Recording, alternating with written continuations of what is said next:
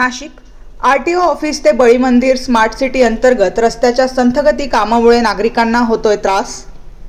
नाशिक शहरातील RTO office ते बळी मंदिर या रस्त्याच्या सुधारणा आणि उन्नतीसाठी स्मार्ट सिटी अंतर्गत खोदकाम सुरू करण्यात आले होते, परंतु ठेकेदाराच्या म्हणण्यानुसार अजून काही परमिशन्स मिळणे बाकी आहेत। त्यामुळे खोदकाम सुरू असतानाही प्रगतीची गती मंदावली आहे।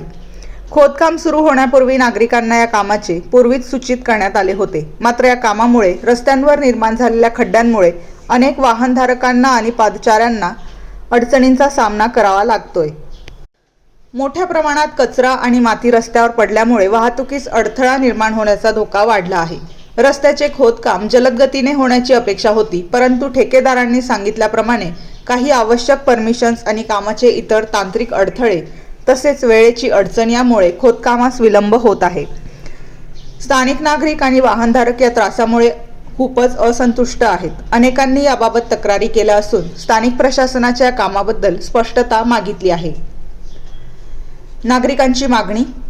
स्मार्ट सिटीच्या या प्रकल्पाची महत्त्वता लक्षात घेत असतानाही नागरिकांची मागणी आहे की रस्त्याच्या खोदकामावर अधिक लक्ष देऊन ते लवकर पूर्ण करावे, तसेच खोदकाम सुरू असलेल्या रस्त्यांवर सुरक्षिततेसाठी उपाययोजना केली जावी आणि वाहनधारक व पादचाऱ्यांना त्रास होईल असे मार्गदर्शनही करण्यात यावे।